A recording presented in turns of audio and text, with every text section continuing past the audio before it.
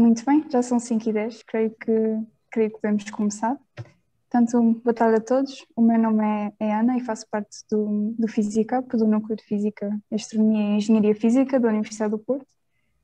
E hoje estou com os professores André e João Lopes dos Santos para termos um workshop de teses, e eles irão nos ajudar a detectar os maiores problemas na redação de tese. Por isso, sem mais demoras, professores, podem avançar. Pronto, então, não sei, professor, começa então eu e depois o professor faz a parte complementar, está bem? Que eu acho que é mais inspirador essa última parte para os alunos. Eu tenho, antes de mais, queria agradecer à Física por convidar para estar aqui a apresentar. Acho que este workshop tem muito interesse e, como vimos o número de alunos que se inscreveram, é sinal que há um interesse bastante grande por parte deles estarem neste tipo de workshop, está bem? Até porque reparei que alguns deles estão quase na iminência, ou já estão a escrever, ou estão na iminência de escrever, e perceberam a relevância, muitas vezes, de terem este tipo de workshop. Por outro lado, também é importante, muitas vezes é algo que nós passamos aluno a aluno, à medida que vamos sendo orientadores de alunos, quer de alunos de mestrado ou de doutoramento, e explicar a eles o que é a estrutura de uma tese, como é que está estruturada, como é que deve ser, que obedece determinadas regras, e por isso foi nessa base que fiz esta apresentação para vocês, para vos ajudar, e se tiverem alguma dúvida intervenham, e pedi aqui ao professor João Lopes Santos, que tem bastante mais experiência de teses de mestrado e de alunos de doutoramento que eu, estar aqui para também comentar e complementar algum discurso que vou falar e algumas das experiências do dia a dia, está bem? Uma questão começa logo, o que é que vocês estão à espera da vossa tese de mestrado, está bem? Ou da tese de doutoramento. E primeiro começa logo por o problema, qual é o tema que vocês têm que definir, que têm que escolher, ok? E esse acaba por ser muitas vezes um dos temas de maior dificuldade que têm que escolher. Porquê? Porque a área da física, e aqui a maior parte dos alunos do que eu vi são mestrado em Engenharia Física ou da licenciatura de Física, a física aborda diferentes tópicos, tentarem decidir qual é o tópico que querem fazer a vossa tese, muitas vezes é um problema grave. Grave no bom sentido, claro. Obviamente que aqui eu tenho aqui alguns conselhos. Eu acho que para vocês devem ver aquele tópico que tem mais interesse, porque vocês fazerem uma tese têm que estar apaixonados pela vossa tese de mestrado ou pela vossa tese de doutoramento. E têm que ter esse interesse genuíno por aquela área. Por isso, ao longo do curso, devem sentir a call, vamos dizer assim, daquele tópico, e depois enverdar por esse tópico. Depois, deve ser um tópico original, não deve ser assim muito vago, não deve ser um tópico muito vago, mas também não pode ser uma coisa muito, muito focada, porque às vezes ser muito focado, se não correr tão bem, vocês ficam um bocadinho desiludidos, deve ser um bocadinho ali naquele intermédio. Depois deve ser um tópico de investigação, para dar aquele caráter de inovação, deve ser bastante objetivo, e algo que eu digo sempre é discutirem sempre os tópicos com os possíveis supervisores, abordarem vários professores, falarem sobre os tópicos, porque assim vão perceber mais como é que vai ser, como é a complementaridade, o que é que efetivamente vão fazer na vossa tese, e isso dá-vos uma outra certeza relativamente ao que vocês gostam mais ou não gostam mais na tese. E por isso, a parte de escolher e de fazer a decisão do tema, acho que esse é um ponto importante, porque vocês vão passar ali 4, 5 meses, ou se for um doutoramento, 4 anos, a trabalhar naquele tópico. Por isso vocês têm que ter mesmo o gosto, não é irem para a tese e não saberem bem o que querem, então depois podem não gostar tanto e depois começam já não estar tão motivados, e é preciso aqui que vocês tenham uma dada velocidade e aceleração rápida ao longo dos 4, 5 meses, 6 meses da tese, porque acaba quase muito de estar focado no segundo semestre, porque o primeiro vocês ainda têm muitas vezes cadeiras, e por isso é muito importante vocês estarem motivados por esse tópico, está bem? Depois, vocês devem ter vários pontos na tese que devem ser abordados, está bem? A parte do qual é o problema, qual é a teoria que está por trás, qual é a evidência empírica desse problema, pensarem sobre a parte dos resultados e de métodos. Algo que é muito importante na estruturação do processo de investigação normal é, por exemplo, a literatura. A literatura é algo fundamental, perceberem bem o conhecimento, o estado da arte do vosso tópico é meio caminho andado para vocês perceberem o problema e perceberem a relevância da vossa tese de mestrado, está bem? Depois, a parte dos métodos e das técnicas também são dois pontos importantes a abordar. Muitas vezes, eu falo mais até aqui na parte da componente experimental, muitas vezes vocês serem capazes de atuar ou trabalhar com um determinado equipamento, saberem analisar os resultados daquele equipamento, daquela técnica de caracterização, muitas vezes é importante. Pode não ser para aquele tópico que vocês fizeram, mas pode ser abrangente, está bem? Pode ser abrangente para outros tópicos. Por exemplo, uma experiência em sala limpa pode ser uma experiência que não tem só a ver com o tópico que vocês vão fazer a vossa tese de mestrado, é geral, e por isso pode ser interessante.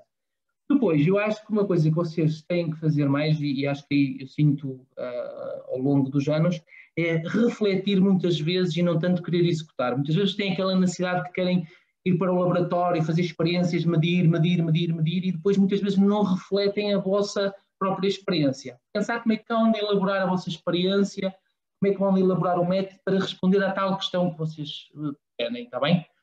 Depois, a parte da reflexão dos resultados e da análise, isso vem muito com suporte bibliográfico de que vocês tenham lido, e depois algo que também é muito importante é a capacidade de comunicar e mostrar independentemente o nível dos vossos resultados.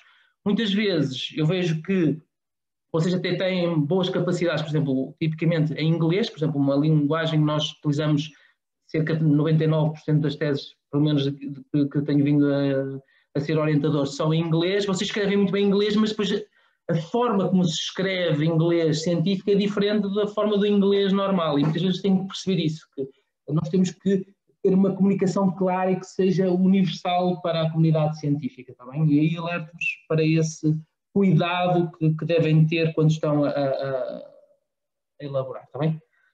Queria chamar a atenção logo 2 pontos. Pesquisa bibliográfica, está bem? Na pesquisa bibliográfica há 2 bases de dados muito importantes. Uma que é mais europeia, que é o Scopus, e depois uma mais americana, que é o Easy Web of Science, está bem?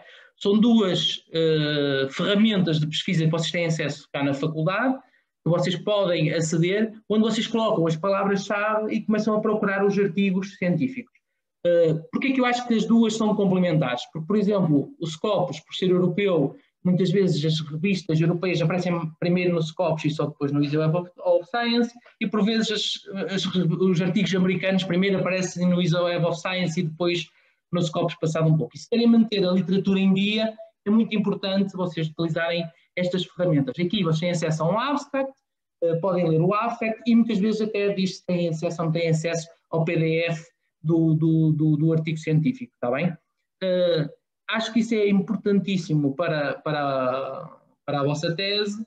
Porquê? Porque tendo a bibliografia em dia, isso vai ser muito bom para vocês perceberem então o tal problema e a relevância do vosso trabalho. Porque muitas vezes fazem, porque o orientador pediu para fazer isto, depois fazem mais aquela experiência porque o orientador pediu, e depois vamos a ver e já alguém publicou.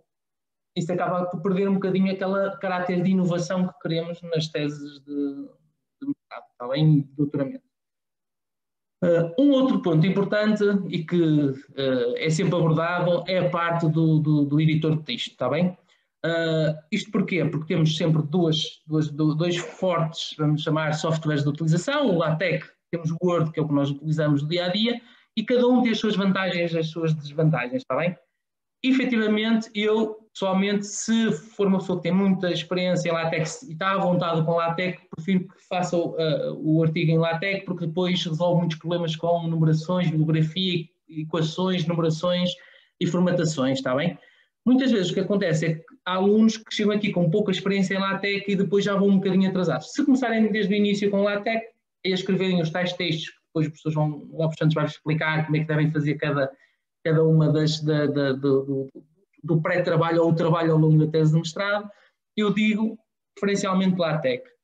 Por vezes, o Word acaba por resolver o problema se vocês não estiverem tão à vontade, está bem? Relativamente se for a processos mais avançados, muitas vezes o que se vê é que o LaTeX, pelo menos na minha comunidade, ainda é um bocadinho residual. Estamos a falar de 20% de trabalho em LaTeX e muitos dos meus colaboradores, por exemplo, estrangeiros, trabalham em Word. Então temos sempre que estar a passar os textos para o Word, para eles reverem, etc. Então daí só ter essa vantagem, às vezes, de utilizar o Word relativamente ao LaTeX. Mas de resto, acho que os dois editores resolvem o problema, mas como digo, o LaTeX é mais simples, mais organizado, obedece já a uma estrutura pré-definida e acaba por ajudar muitas vezes a vocês a fazerem isso. Uma questão que os alunos costumam sempre colocar é relativamente à estrutura da tese, porque parece sempre que vêm fazer uma tese, vêm sempre com a ideia de que parece que não obedece a uma determinada regra, está bem? Mas eu queria vos mostrar aqui é que existe mais ou menos uma regra estruturante das teses, está bem? E passa mais ou menos por esta estrutura, ok? Há uma página que é um título, depois já muitas vezes põe-se os símbolos, etc. Temos um pequeno abstract, onde nós fazemos uma parte de sumário, background dos métodos, do que é que nós descobrimos, o que é que não descobrimos. Vai ser este abstract que vai motivar as pessoas para lerem a vossa tese. Depois tem uma table of contents. Depois temos um capítulo 1. Um capítulo 1 que muitas vezes pode ser dividido em dois. Que é a parte do background e a parte da revisão da literatura, está bem? Depois vão ter um capítulo 2 que vai ser da metodologia, que vai ser a descrição da metodologia que vocês utilizaram na vossa investigação. Depois depende se tem capítulo 4, 5 ou seção 1, 4, depende muito da extensão que vocês fazem, da parte dos resultados que obtiverem da análise que fazem. E tem um capítulo que é um capítulo de conclusões e de discussão, está bem? Que aqui vai ser algo mais geral. Tem sempre uma bibliografia com a lista das referências citadas na tese e depois tem um apêndice, que são aqueles resultados que muitas vezes não são essenciais para estar na tese, mas que são complementares. Quer dizer, que vocês testaram muitas vezes, até não correu assim tão bem, ou testaram e não, como são iguais ao que já têm na tese, podem só pôr lá para estender. Muitas vezes têm a parte das tabelas com os resultados, que têm os valores, por isso são um material adicional que podem colocar na tese. Passando assim um bocadinho ponto a ponto para dar uma ideia. A parte do background e da revisão bibliográfica é importante vocês identificarem o tópico. Qual é o problema que vocês querem resolver, está bem? Tentar explicar teorética num ponto de descrição, vamos chamar assim, o ângulo do problema. Vocês dizerem o que é que vocês querem responder com a vossa tese, está bem? E aqui, a ideia é que vocês consigam refletir quais são os outputs que querem da tese, está bem? Perceber o que é que vai ser a parte quem vai ler o reporte final, perceber porquê a relevância da vossa tese, está bem? Perceber qual é a audiência da tese, se, por exemplo, é uma tese mais de investigação, se é uma tese mais virada, por exemplo, para a indústria. Vão ser dois pontos diferentes. Se for virada mais para a indústria, o mercado, a aplicação é mais importante. Se for uma tese mais virada para a investigação, mais perceber qual é o problema científico, o que é que estamos a estudar, é importante. Depois, perceberem muito bem qual é as limitações deste projeto. Ou seja, perceber o que é que está a limitar e porque é que vocês estão a fazer este estudo, está bem? Depois, explicar porque é que abordam este método particularmente para resolver o problema e quais são as vantagens e as desvantagens desse método, está bem? Isto mais para a parte do background. Depois, na revisão bibliográfica, sumariar um pouco sobre o problema, discutir o que é que já existe, o que não existe na literatura, está bem? E fazer um bocadinho da discussão do que é que existe na literatura e também, no final, dizer mais ou menos uma espécie de sumário do que é que se vai falar nos diferentes capítulos. Está bem? Depois passamos a uma parte da metodologia, que pode ser um capítulo 2 e um capítulo 3, onde vocês vão descrever a metodologia. Aqui é que faz um bocadinho a diferença entre a parte teórica e a parte experimental, porque aqui nós na parte experimental focamos-nos muito sobre os fundamentos das técnicas de caracterização, como preparamos os materiais, fazemos aqui a identificação das diferentes amostras que colocamos, falamos sobre as vantagens e desvantagens do método que utilizamos e abordamos um bocadinho essa parte neste capítulo. Quando estamos a falar de uma tese mais teórica, mas aqui pedi ao professor João Lopes Santos também para ajudar, está mais à vontade nesta parte. Se for, por exemplo, métodos computacionais, falar um bocadinho dos métodos que foram utilizados, se for simulações numéricas, fazer alguns pontos de prova, explicar como é que foram feitos esses pontos de prova do método ou do método numérico. E penso que, não sei, professor João Lopes Santos, se quer acrescentar mais alguma coisa aqui na parte do capítulo da metodologia. Não, para já não, André. Tá bem. Concordo perfeitamente. Então, pronto, ok. Por isso, vocês vão ver que é muito idêntico um com o outro. A diferença aqui é que, pronto, se é mais experimental, se é mais teórico, mas passamos um bocadinho por ter este capítulo que dá fundamento ao que vocês têm vindo a trabalhar.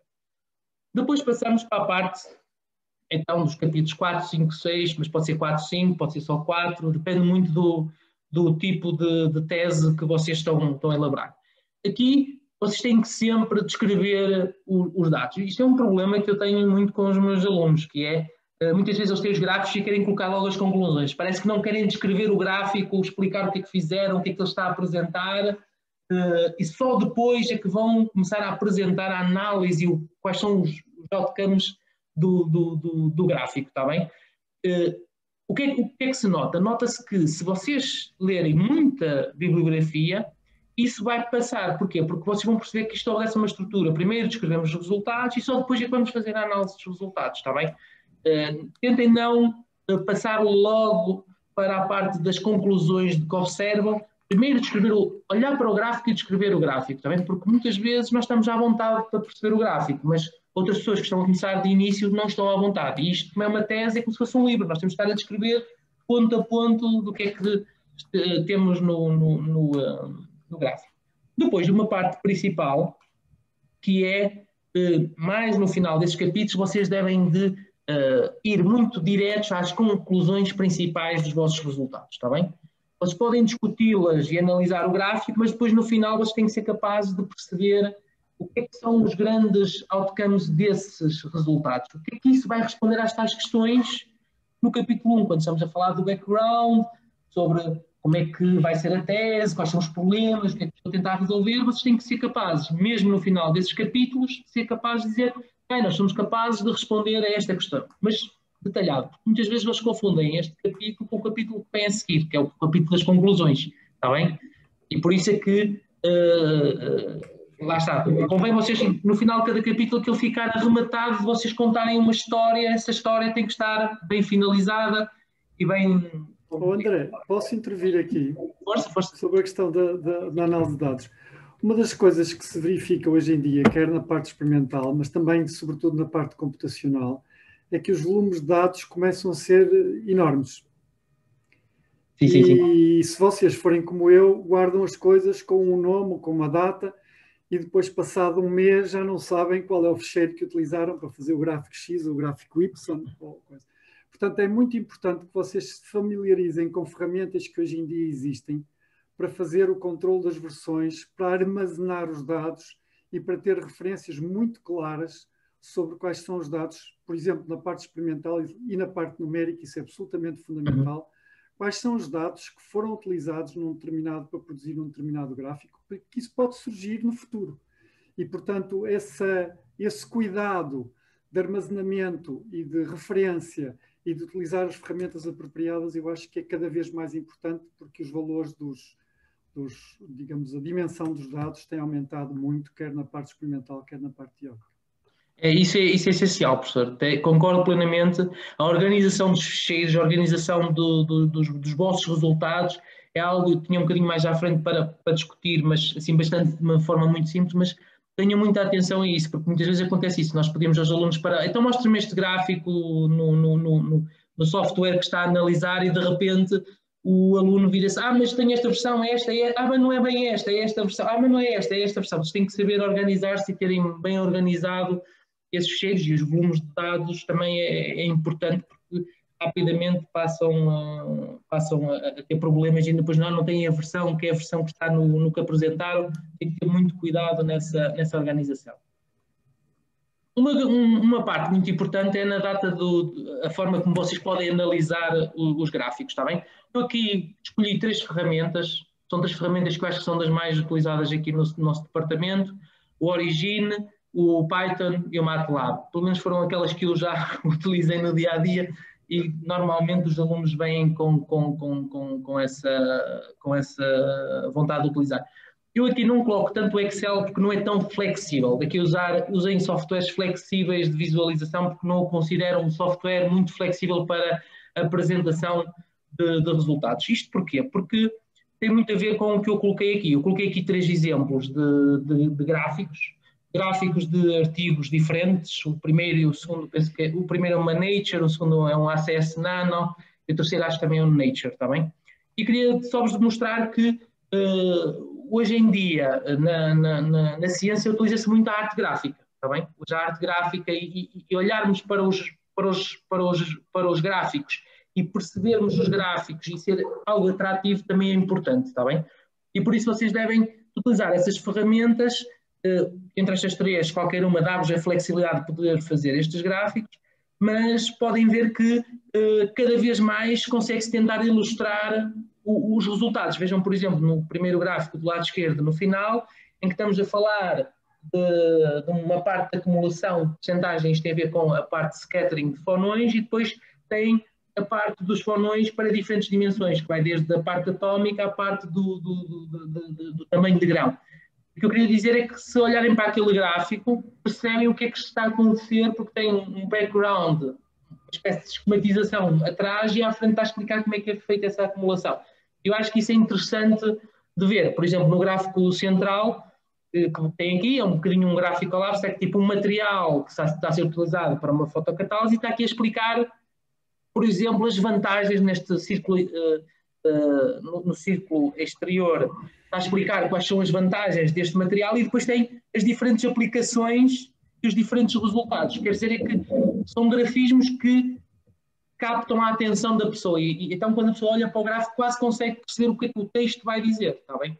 E por isso eu acho que isso é importante. E depois, lá está, gráficos que sejam, que se consigam ver, que consigam ser visualmente atrativos, como por exemplo os do lado esquerdo, a parte do tráfego, de acidentes, etc., que vocês olhem para o gráfico e têm essa captação e serem simples e, por exemplo, têm uma harmonia, mesmo a própria cor, se vocês reparem, acaba por ter uma harmonia, acaba por ser um bocadinho marketing também, mas, ou designer, mas acaba por ser um pouco essa parte, está bem? Posso-vos dizer que hoje em dia existem mesmo universidades que têm designers só para visualizar estes gráficos e darem ideias de como é que podem fazer este grafismo e apresentar os gráficos para as grandes revistas, vamos chamar assim, de topo que existem. Mas era só, queria alertar para essa parte de ser também muito importante essa visualização, está bem? Depois temos um capítulo 7, que é um capítulo focado para as conclusões e discussão, está bem? Aqui, vocês viram que naqueles capítulos, tal 4, 5 e 6, pode ser 4 e 5, ou pode ser 4, vocês vão ter uma visão mais geral e mais conclusiva dos vossos resultados. Mas um capítulo 7 tem que ser aquele grande capítulo em que vocês vão responder a tudo que vocês foram referenciando no capítulo 1, ou seja, os grandes desafios, o que é que vocês estão a tentar responder, os tais métodos, quais foram as vossas, o que é que vocês se encontraram, como é que eles se refletem, e depois uma parte muito importante é as limitações e as oportunidades. Como é que é sensível aos resultados da metodologia que vocês utilizaram, o que é que vocês podem projetar, quais são os desafios futuros, vocês podem lançar tudo isso no tal capítulo 7, que muitas vezes as teses não são um ciclo fechado, muitas vezes é um ciclo fechado, mas fica muitas pontas soltas que vocês abrem. Eu costumo dizer que às vezes uma tese é muito mais interessante deixar muitas pontas abertas, muitos ramos, que é sinal que vocês fizeram várias descobertas e que muitas delas abriram novas áreas de investigação ou novos ramos dentro daquela área de investigação, está bem? Por isso é um ponto interessante, então em tese de mestrado muitas vezes acontece isso. Ok? Depois, é muito importante a bibliografia, está bem? A bibliografia que eu costumo sempre dizer aos meus alunos que é algo fundamental. Ler os artigos científicos, perceber, estruturar, para vocês perceberem a relevância. Muitas vezes vocês acabam as teses e não perceberam a relevância porque não estão a par da bibliografia, está bem?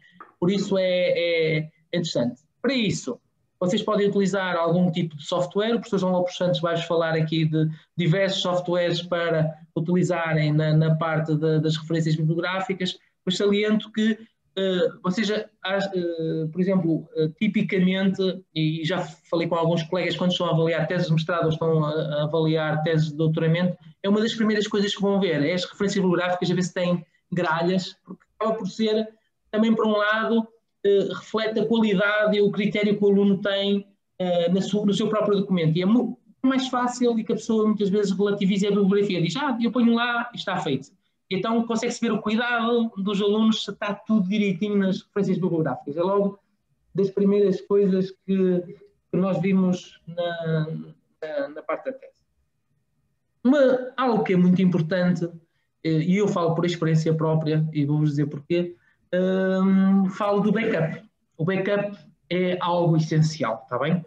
E backup é definido como terem pelo menos uma segunda cópia de segurança. Não é fazer um backup, pôr num disco rígido e depois eliminam do computador e dizem, o meu backup está no disco rígido. Não, se vocês tiverem só uma versão, não é um backup, está bem? Eu posso-vos contar um problema que tive, foi muito simples. Estava a fazer a minha tese de mestrado e tinha terminado, depois fui fazer uma experiência a um laboratório de campos magnéticos intensos e não refleti que o meu disco rígido era magnético e o campo danificou o meu disco rígido do meu computador. E, efetivamente, eu não tinha cópia da última versão da tese de mestrado e tive que voltar a escrever, tinha PDF, tive que voltar a passar em LaTeX toda a tese porque não tinha esse tal backup, está bem? Tinha acabado num dia, tinha submetido, depois tinha ido para essa viagem e não tinha feito essa cópia. Por isso, tentem não ter, tentem sempre ter 1, 2 lugares essa backup, está bem? Sempre que possível, pode ser numa cloud. Hoje em dia existem as clouds, na altura que eu utilizava não existia assim tanto a cloud para termos as backups. Utilizar essa cloud e ter também, por exemplo, o supervisor ou o investigador que trabalha convosco no dia-a-dia no laboratório, partilhar com ele, porque, por exemplo, por alguma razão vocês perdem o acesso, etc. E esse, pelo menos há uma outra backup que está com um dos colaboradores. Também, se possível, usem a parte física, porque eu acho que é importante, porque muitas vezes vocês vão trabalhar e depois não há internet ou há um problema qualquer, ou imaginem que de repente têm isto numa do Google Drive e há um ataque ao Google Drive e vocês ficam sem nada. Tem que sempre ter aqui uma maneira de assegurar essa backup, está bem? Porque já aconteceu várias vezes alunos e direm, professor, hoje avariou o meu computador, eu não tinha backup, esta já não é a versão final que eu tinha feito e só agora vou ter que voltar a reescrever o que já fiz o capítulo. Por isso, a backup é muito, muito importante. E há softwares para fazerem backups automáticos, está bem? Por isso, acho que hoje em dia ter backups não é assim uma dificuldade importante. Um dos pontos que o professor João Lopes estava a falar era a parte da organização das files, está bem? Vocês fazem uma tremenda confusão das files. Nós temos, a parte experimental, nós temos muito, utilizamos muitos métodos de caracterização, utilizamos muitas files. Muitas vezes utilizamos métodos simples, como por exemplo, ter um Excel partilhado numa Google Drive, onde, por exemplo, estão a ver aqui do lado esquerdo, temos, por exemplo, quais foram as amostras que foram feitas e começamos a colocar a verde ou a vermelho, por exemplo, técnicas de caracterização que faltam. Isto dá-nos um resumo geral para quando vocês vão e vêm, por exemplo, a uma reunião, perceber, professor, olha, ainda falta fazer esta caracterização, ainda falta fazer esta caracterização, porque vai-vos dando já o perfil do que é que está a ser feito ou não. Depois temos dentro dessas pastas, por exemplo, uma file com o nome da file.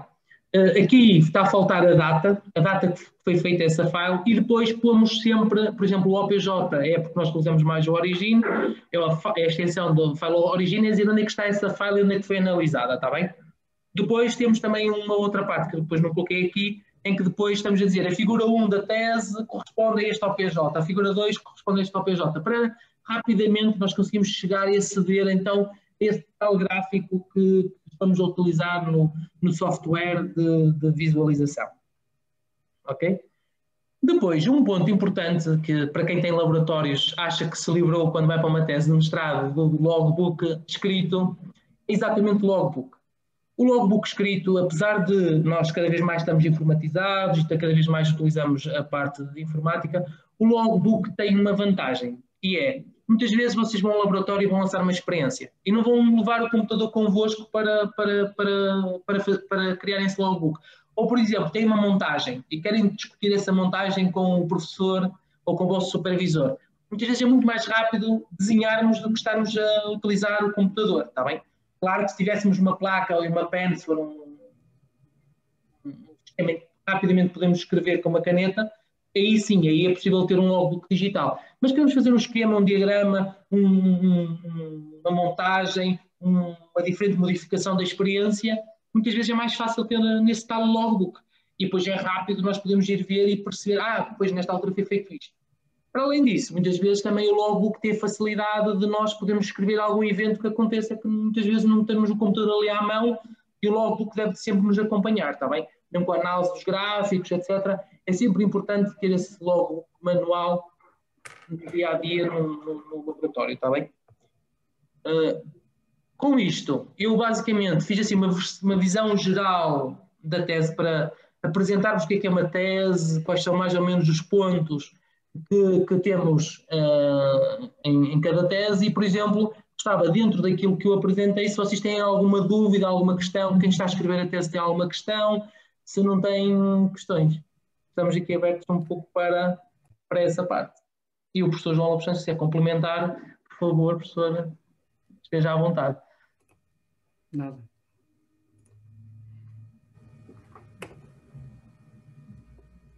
Estou a ver que ou fui pouco claro ou muito claro, parece que ninguém quer... Estou? Sim, sim. Olá, professor. Olá. Tenho uma pergunta. O professor falou em ferramentas de análise de dados, basicamente, mas também falou da importância do design. E eu queria perguntar se também conhece ou que se recomenda algum software mesmo de design de imagem, de montagem de ficheiros ao vetor ou o que seja. Pois, aí depois vai depender muito da experiência de cada um, Da pessoa. da pessoa. Eu aí deixo um bocadinho a criatividade. Eu já vi pessoas a fazerem designs com PowerPoint lindíssimos, ok? Há pessoas que são especializadas. Eu lembro-me, por exemplo, o João Lopes Santos deve-se lembrar do professor Yuri Porogolov, fazia sempre assim tudo em PowerPoint e fazia sempre uns desenhos muito interessantes, até tridimensionais, etc. Eu lembro-me já há vários tipos de software, está bem? Por exemplo, eu lembro-me que eu, no meu caso, foi na minha tese de mestrado, por exemplo, utilizei o 3D Studio. É fazer, por exemplo, um vídeo em que se via, por exemplo, um movimento, rotação dos momentos magnéticos numa estrutura atómica.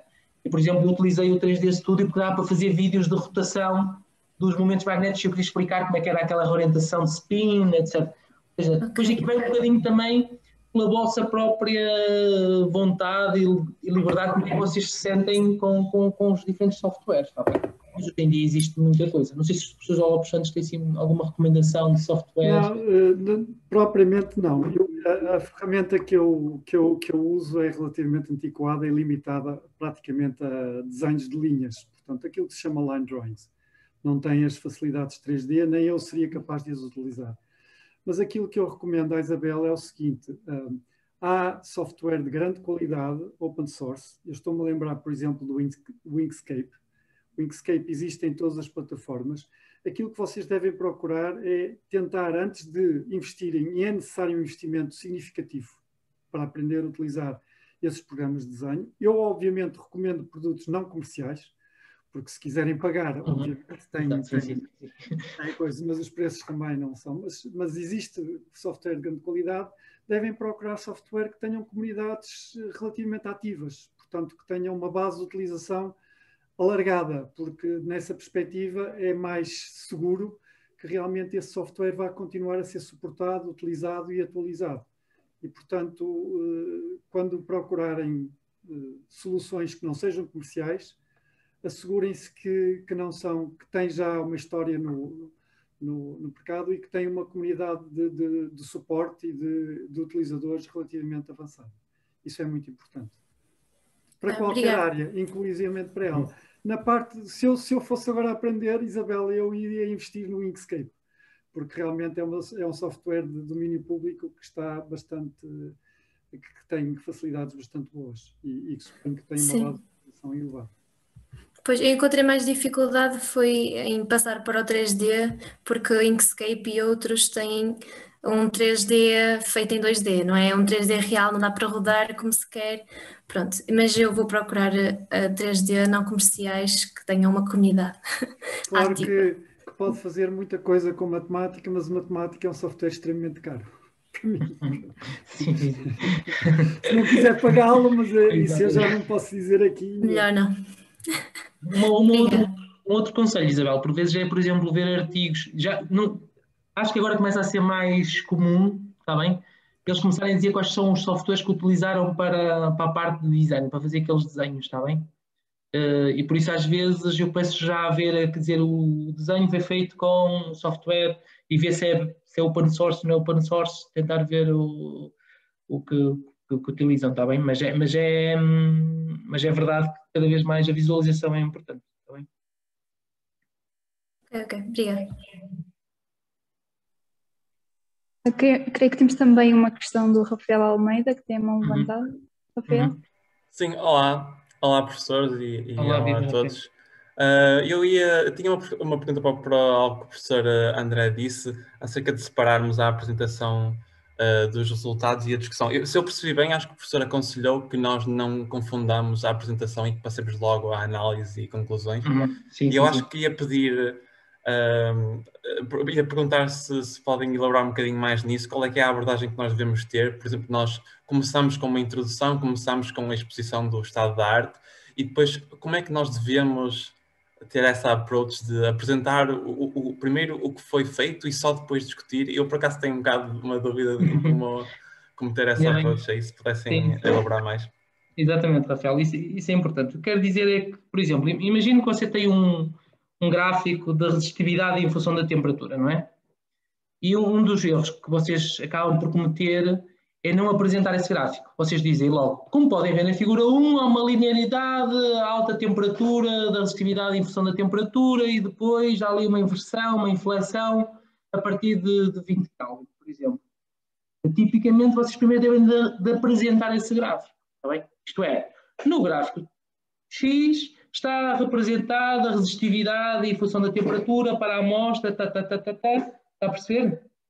Com uma corrente aplicada de X. E só depois é que começam então a descrever o que é que está no gráfico, está a entender? E não chegarem logo a uma conclusão, serem logo diretos à conclusão. Clarifiquei, Rafael, ou não? Certo, certo. Mas eu achava que era ao nível de...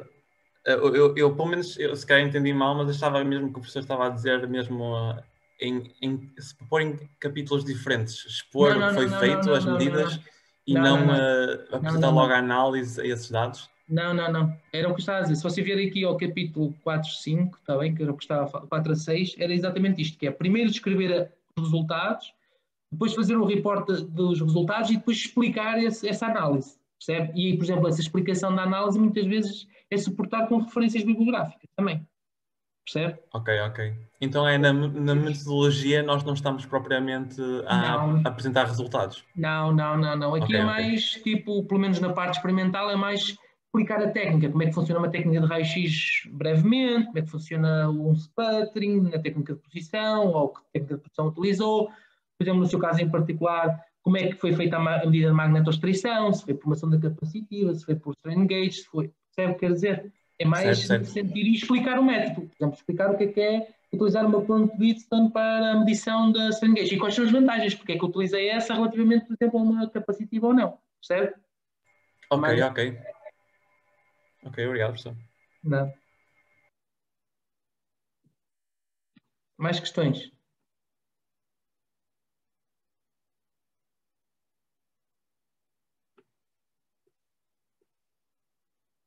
Temos aqui mais mãos levantadas. Se calhar passávamos então ao professor João Santos, porque depois, se quiserem, podemos voltar aqui, está bem?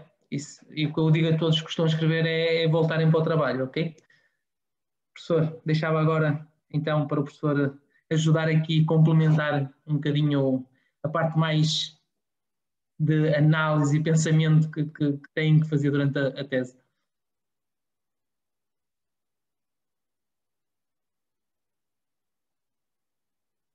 Obrigado, André. Vou só preparar aqui a apresentação e vou começar por partilhar então o ecrã.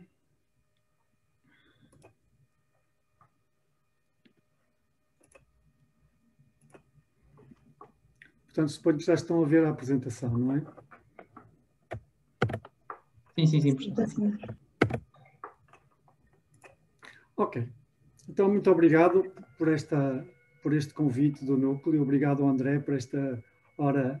Não chegou a ser uma hora, mas muito informativa, com muito conselho. E eu tirei o meu título desta apresentação ou melhor, quando comecei a pensar nesta apresentação, eu tenho que agradecer ao Núcleo 2 vezes, não só pelo convite, mas pelo facto de eles terem feito aquele inquérito sobre porque é que vocês estavam interessados neste tema. E eu resolvi então organizar a apresentação precisamente pelas perguntas que apareciam mais vezes citadas nesse inquérito. Não sei por onde começar, havia alguns que falavam da seleção de informação, gestão de bibliografia, poder de síntese, expressão de ideias. Portanto, vai ser assim que eu vou tentar dar alguns, eu acho que poucos conselhos, mas que podem vir a ser úteis nesta apresentação. Mas antes de começar com isto, e porque eu sei que vocês estavam à espera, provavelmente, de vir aqui buscar uma receita para curar as dores de barriga que vos dão quando começam a escrever as teses, as receitas vêm sempre acompanhadas de uma bula, que são os avisos. E, portanto, eu queria começar precisamente por essa parte, pela bula. E para essa bula eu encontrei um texto, ou melhor, uma peça de música escrita por um pianista que eu admiro muito, Glenn Gould, e aquele chamou So You Want to Write a Fugue. E eu vou-vos passar um minuto e vou-vos pedir, por isso simplesmente, para em vez de fuga, não sei se alguns de vocês saberão o que é uma peça musical, neste caso, a 4 vozes, portanto, são 4 pessoas que vos vão dar conselhos, o que é sempre melhor do que uma, e eu peço-vos para vocês pensarem, quando ouvirem a falar em fuga, pensarem que se está a referir a uma tese, porque eu acho que eu não consigo ser melhor do que o Glenn Gould a dar-vos alguns conselhos sobre quando chega a altura em que vocês querem escrever uma tese. Portanto, eu vou passar então um minuto, pouco mais, espero que o som chegue em boas condições. Vou-vos passar então um minuto dessa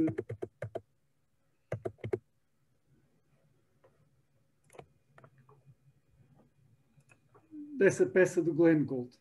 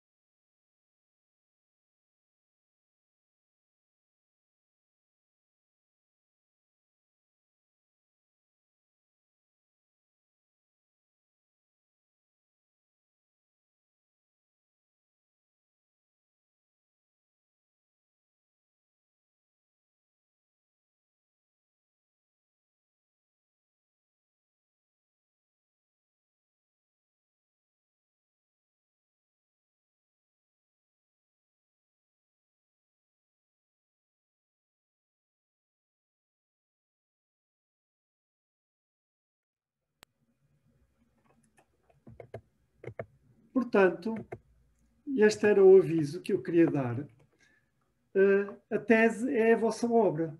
E, portanto, vocês têm que ouvir todos os conselhos, incluindo os do André e os meus, com um ouvido crítico, porque tem que, em parte, e então, sobretudo, aquilo que eu vos vou dizer, tomem aquilo que vos servir e lembrem-se que têm que usar o vosso próprio juízo nas decisões que tomarem acerca da escrita da vossa tese. Porque vão, muitas vezes, receber conselhos que não se aplicam diretamente à vossa situação concreta. Portanto, isto é o pré-aviso. Portanto, daqui para a frente, todos os conselhos que eu vos der, vocês têm que, de facto, refletir um pouco sobre eles, ver se eles, de facto, vos servem ou não.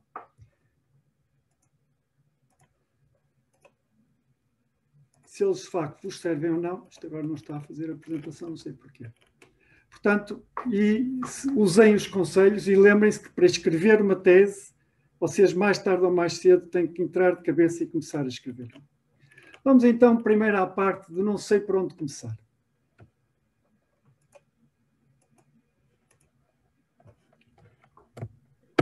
Acho que se fizer full screen é capaz de dar. Eu já fiz, mas ele não está a fazer, já está. Isto não era o que eu queria fazer, não era full screen. Muito bem. Não sabe por onde começar. Está na altura, portanto, vocês fizeram o trabalho, já leram para aí 100 artigos. 100 não é muito para uma tese de mestrado. Não são todos lidos com o mesmo cuidado, mas é um número razoável. Provavelmente terão consultado pelo menos 100 artigos numa tese de mestrado. Se foram teóricos, tiveram a fazer contas. Se foram experimentalistas, tiveram a fazer experiências durante 4, 5 meses no mínimo. E então chega a altura, começam-se a aproximar os prazos e o vosso supervisor diz que está na altura de começar. Está na altura de começar. Pois bem, eu tenho uma notícia para vocês. Na minha opinião, é demasiado tarde. Portanto, começar a escrever a tese nessa altura, e este é um dos poucos conselhos que eu sinto com muita convicção. Se vocês quiserem realmente seguir este conselho, vocês devem começar a escrever quando começarem a trabalhar na vossa tese. O que é que eu quero dizer com isso? Vocês acabaram de ler um artigo, fizeram uma conquista, perceberam alguma coisa, escrevam. Escrevam para vocês. Expliquem a vocês, se não for a mais ninguém, aquilo que aprenderam. Se vocês leram 10 artigos e já têm uma ideia mais ou menos do que lá está, escrevam o vosso state of the art. Não interessa se passou 15 dias ou se passou uma semana desde que começaram. Escrevam-no como se fosse a vossa tese. Fizeram uma experiência, tiraram um gráfico que mostrou o André, fizeram a discussão com os vossos supervisores, com os vossos colegas, montem-no nas vossas notas. Ponham a experiência, ponham a descrição da experiência, ponham a interpretação, ponham a discussão que fizeram até agora. E a minha sugestão, o André falou-vos em 2 ferramentas possíveis para a escrita da tese, usar o LaTeX ou usar o Word. Usem a mesma ferramenta com que vão escrever a tese. O objetivo disto é que o vosso trabalho vai estando documentado e quando vocês chegarem à altura de começar, já têm muitas dezenas de páginas escritas, já têm muitas equações batidas, já têm muitos gráficos feitos, analisados, discutidos e até com uma legenda, se vocês tiverem o cuidado de ir fazendo isso. E, portanto, se realmente se defrontam com esta ideia de que não sei quando começar, a minha resposta é: comecem no primeiro dia em que começam a trabalhar na tese. E nesse primeiro dia vocês começam imediatamente a escrever. E depois, há outra coisa importante: não se preocupem. O que eu vos estou a mostrar é um extrato de um livro de que eu vou falar um pouco mais à frente. Isto está reproduzido dentro do próprio livro. E é o autor a corrigir o seu próprio texto. Mas não é o primeiro draft, como podem ver. Ele diz a certa altura, está aqui escrito, não conseguem ler, que isto já foi reescrito e batido à máquina 4 ou 5 vezes. E o próprio autor, sobre o seu texto, depois de 5 vezes o ter revisto, está a fazer todas estas emendas que vocês veem aqui. Portanto, não se assustem quando o vosso supervisor vos passar uma folha de tese completamente cheia de vermelho. Aliás, vocês devem fazer isso antes de passar ao supervisor e eu terei mais alguma coisa a dizer sobre isso. Portanto, não é muito importante que aquilo que escreveram ao longo de todo esse período esteja numa forma final, esteja polido, esteja trabalhado, porque isso é um trabalho que vocês vão fazer depois e devem fazer várias vezes sobre o vosso manuscrito. E, portanto, essa não deve ser a vossa preocupação principal, mas trabalhar sobre um texto que já existe ou começar a fazer um texto são coisas muito diferentes. Outro conselho que eu tenho é que vocês não estão sozinhos. Isto é um extrato do livro do William Zinsser.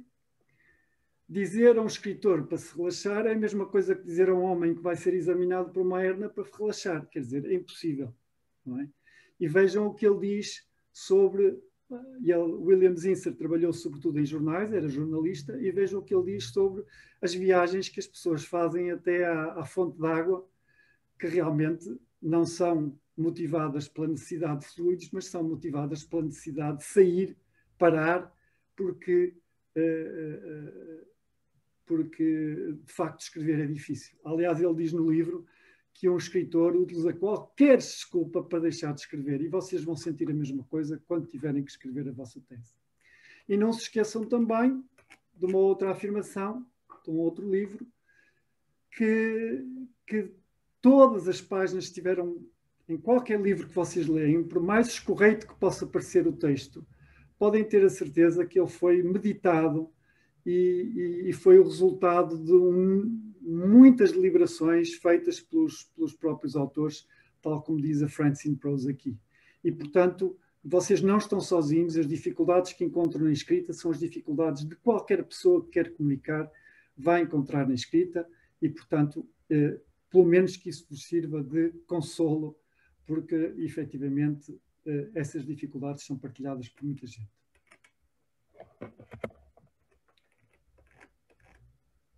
Seleção de informação. Ora bom, vocês estão na escrita da vossa tese e dão ao supervisor e o supervisor manda-vos cortar porque está com muito pormenor, está muito longo e não tem interesse. Depois de fazer isso, mostram-lhe passado um mês, às vezes ao mesmo supervisor, e ele diz assim: "Ei, ninguém percebeste o que tu escreveste, pormenoriza." Vocês não se devem surpreender se tiverem essas informações contraditórias, às vezes, dos supervisores. Quando passa um mês, dependendo do estado de espírito que ele está quando lê a vossa tese, pode-vos dar essas informações. Onde é que está o ponto de equilíbrio? E eu, a este respeito, não posso dar um conselho geral a não ser o seguinte. Vejam este cartoon sobre marketing.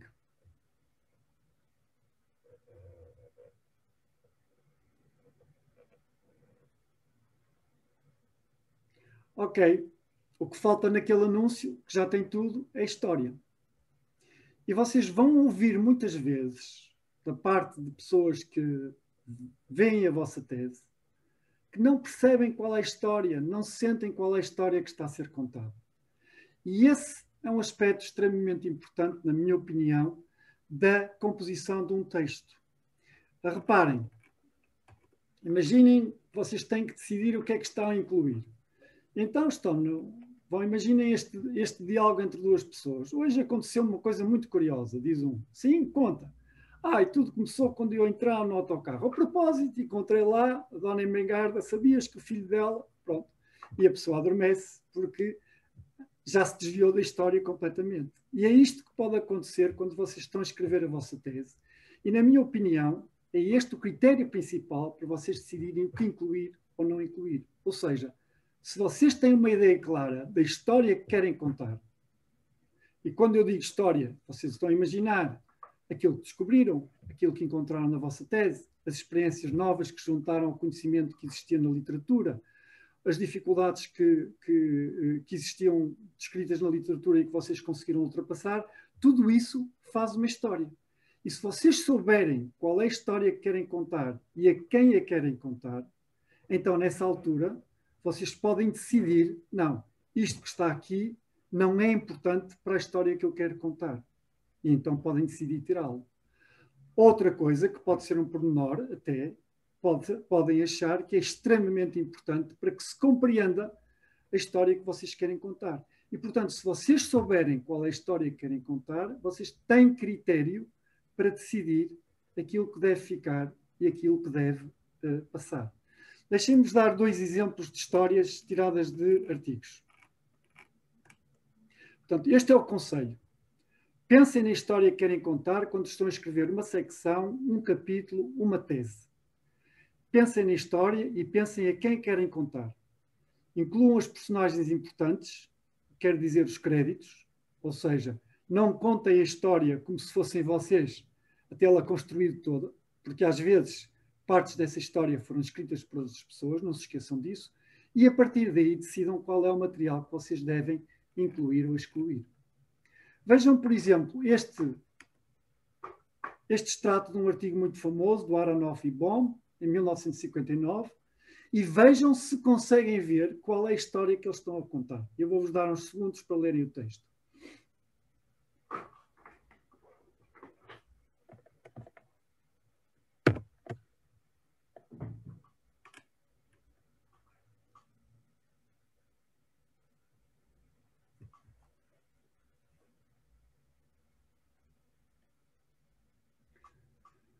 Se repararem bem, este parágrafo, eu vou fazer aqui uma coisa que vai resolver o problema que eu estava a ter.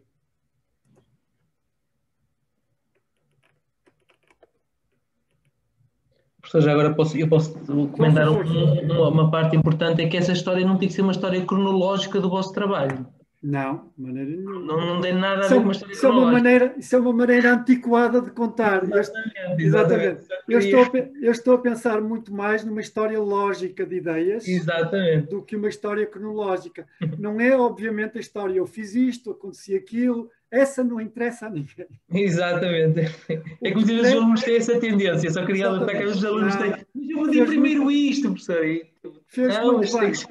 Essa história não interessa. A única coisa que interessa, de facto, e é isso que acontece quando a gente tenta contar uma história, a única coisa que interessa é realmente a história das ideias, aquilo que vocês juntaram com a vossa tese, à literatura existente ou àquilo que sabiam antes. Obviamente, o processo pelo qual lá chegaram não é importante. Vocês não pensam que o José Saramago escreveu um ensaio sobre a cegueira a correr. Vocês não sabem qual foi o processo mental pelo qual ele chegou àquelas ideias e àquela coisa. E quem diz isso relativamente a qualquer outro escritor ou a qualquer outra novela. O processo pelo qual chegaram lá não é importante. A história que eles contam é extremamente importante. E é exatamente isso que eu pretendo dizer com esta ideia de ter uma história para contar e manter-se ligado precisamente a essa história para... Agora já devo conseguir. Exatamente. Okay. Qual é esta história, então? Se repararem bem, no primeiro texto eles falam de propriedades interessantes no domínio quântico, portanto, propriedades não clássicas dos potenciais eletrodinâmicos, contrary to the conclusions of classical mechanics, there exist effects of potential even in regions with all the fields and therefore all the particles vanish.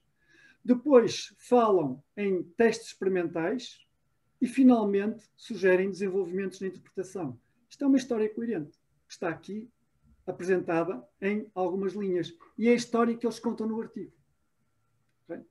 E, portanto, se vocês conseguirem perceber sobre uma secção, um capítulo da tese, qual é a história que querem contar, então vocês têm critério para decidir o que incluir e não incluir. Outro exemplo de uma tese de mestrado de um colega vosso, de Gonçalo, vou-vos dar algum tempo para ler, mas vejam se conseguem tirar deste parágrafo alguma história que ele queira contar relativamente a estes assuntos de que discutiu na tese dele.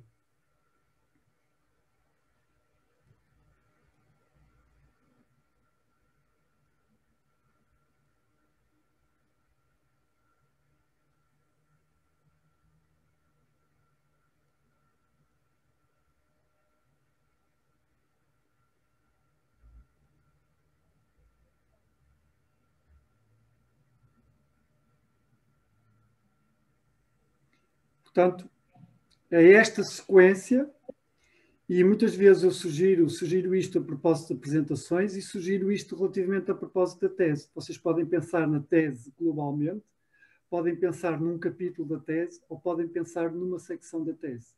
E mais do que ter um conjunto de tópicos, que é um processo que algumas pessoas utilizam para depois preencher, eu normalmente prefiro ter 2 ou 3 frases no princípio que me resumam quais são as minhas intenções ao escrever aquela parte da tese ou a tese integralmente, como é o caso deste parágrafo do Gonçalo. Gestão de tempo. Ora bom, eu sobre gestão do tempo tenho aqui mais um pequeno vídeo que eu recomendo que vocês vejam. É uma TED Talk. Eu só vou passar 1 minuto desta TED Talk. Tinha aqui, mas já não tenho, mas não faz mal. Vou buscar.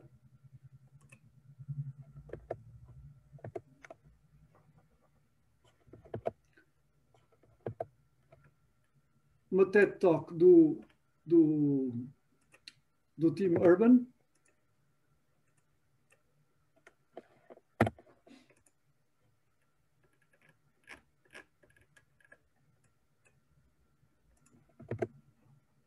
É natural que vocês vão ouvir para começar um anúncio qualquer, mas não faz mal, eu depois passo à frente.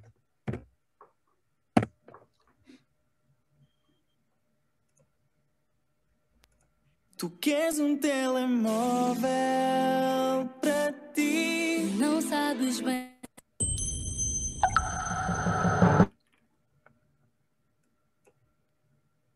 Ouçam, então, o Tim Urban.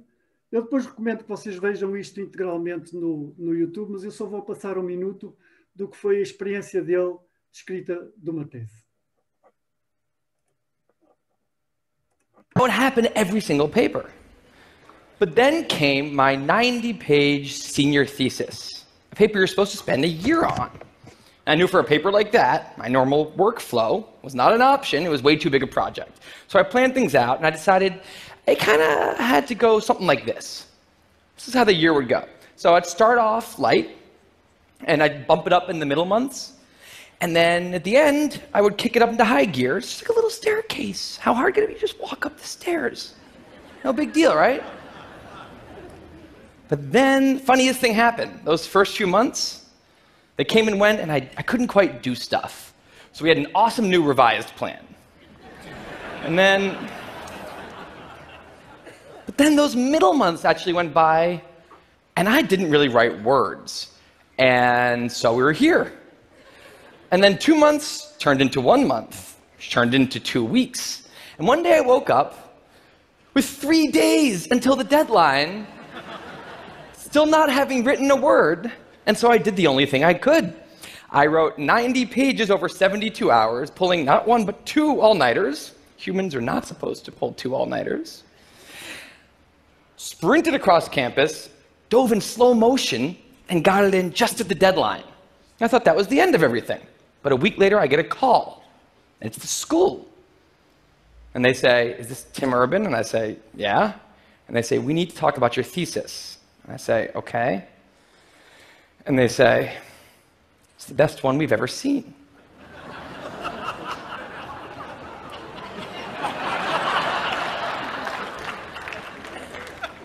That did not happen. It was a very, very bad thesis.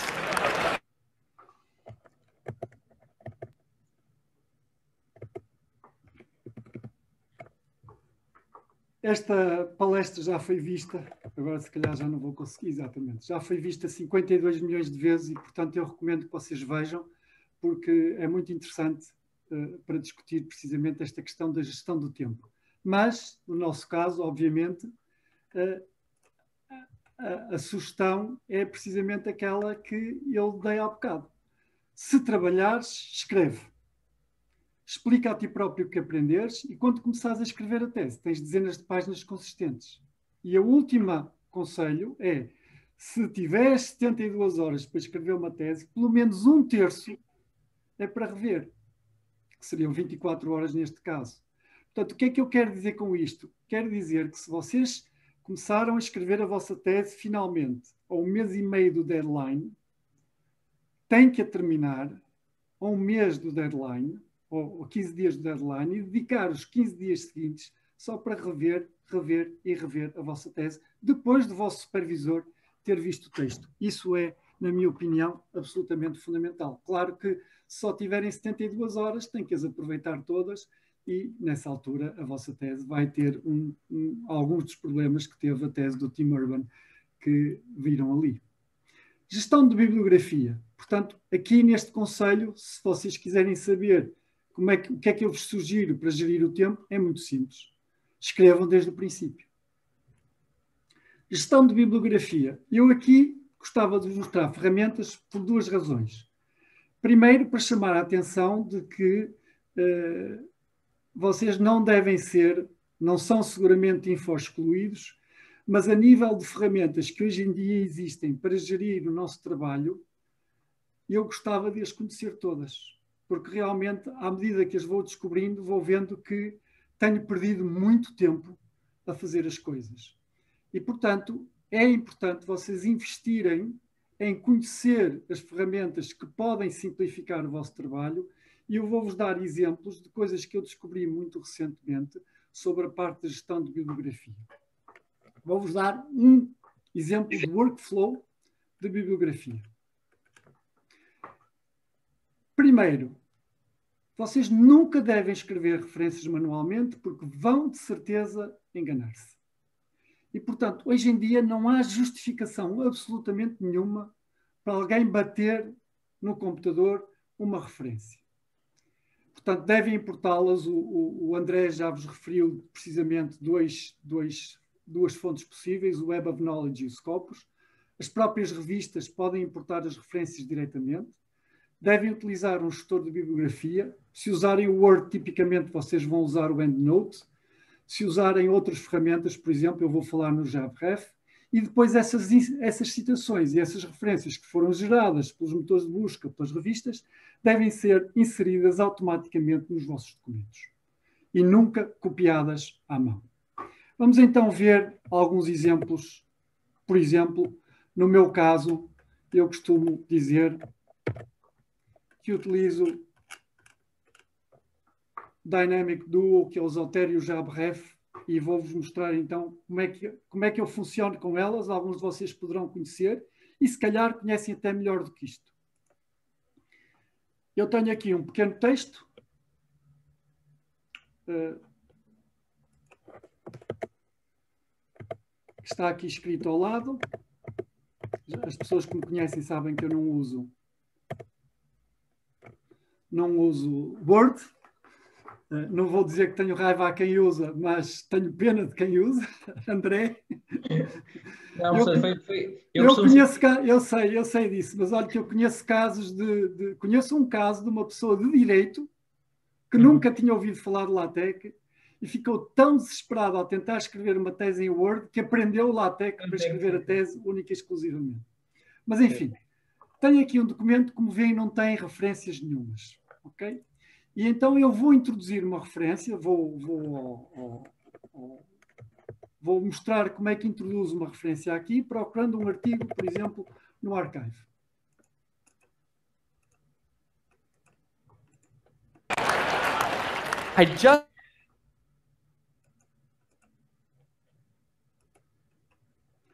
Então vou ao Archive.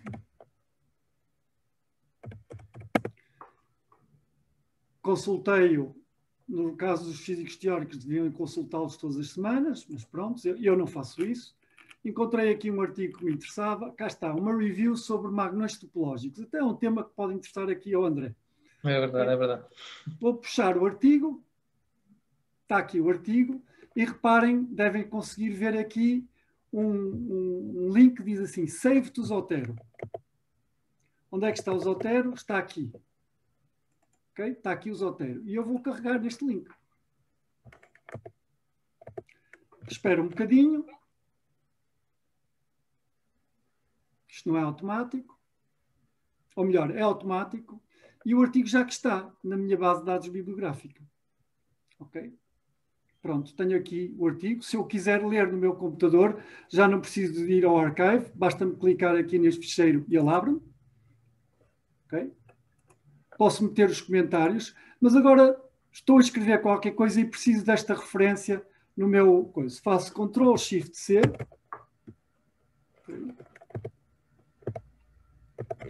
Vou à gestão do JabRef e faço Ctrl V. E já está aqui a referência. Okay? E agora quero introduzir esta referência. Está aqui, McClarty, Topological Magnons, a Review, Archive Conmat. Quero introduzir esta referência no meu ficheiro Lix, portanto, no meu trabalho. Okay? Está aqui, escolho aqui esta coisa e tem aqui no JabRef, tem aqui um botãozinho de Lix. Eu carrego aqui, puxo o Lix, não era este que eu queria, era outro, porque este não tem os dados todos, pode ser um artigo de uma revista, pode ser aqui.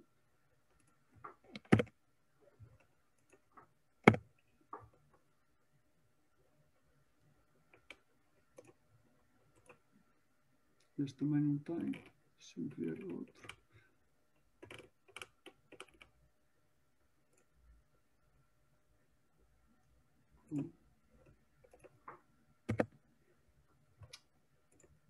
Não era isto que eu queria, mas tudo bem. Fechar aqui. Tenho aqui este artigo do Fowler, quero introduzi-lo ali no Lix, está aqui, faço a revisão do documento.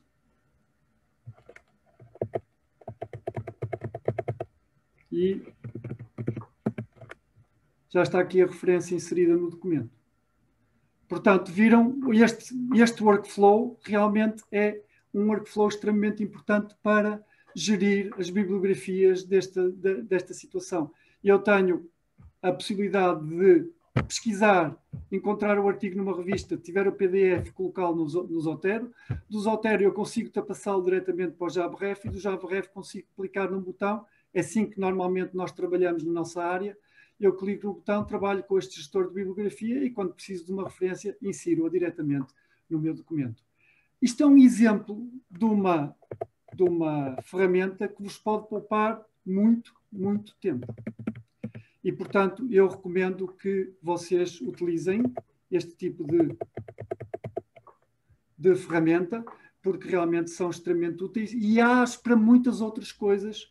Por exemplo, eu descobri recentemente, embora já tenha muitos anos, eu próprio descobri as funcionalidades do GitHub para armazenar documentos e para controlar as versões, e eu sugiro que vocês investiguem, porque mesmo para guardar ficheiros relativamente aos vossos dados e aos vossos dados experimentais, pode ser uma escolha muito importante, porque tem a facilidade de reproduzirem no vosso computador exatamente o que está no JabRef, numa pasta do vosso computador, o que está no GitHub, e o que está no GitHub pode ser um trabalho dado de um determinado grupo, o que permite a várias pessoas do grupo contribuírem e, ao mesmo tempo, terem versões atualizadas sempre que precisam de contribuir para não ir escrever sobre o que os outros fizeram. Poder de síntese, exprimir ideias. Esta é a parte mais difícil. Okay. E sobre isto, a única coisa que eu vos posso dizer é que há pessoas que vos podem ajudar a fazer isto, mas realmente isto é uma aprendizagem que pode demorar muito tempo e que tem a ver com aquilo que vocês já trazem do vosso secundário, da vossa capacidade de exprimir ideias, quer em português, quer em inglês, e vai muito para além de escrever gramaticamente de uma maneira correta. E então, eu deixo-vos algumas sugestões que já dava quando lecionava a cadeira de técnicas de comunicação. Este livro é mais pequeno que o ecrã em que vocês o estão a ver, bastante mais pequeno, cabe no bolso. Tem pouco mais de 40 páginas. E eu acho extremamente precioso. E se vocês quiserem saber o que está lá dentro, leiam esta descrição, que realmente forma, digamos assim, a filosofia do livro, é que a escrita vigorosa, e nós temos que escrever de uma maneira vigorosa para que as outras pessoas nos leiam e nos leiam com vontade.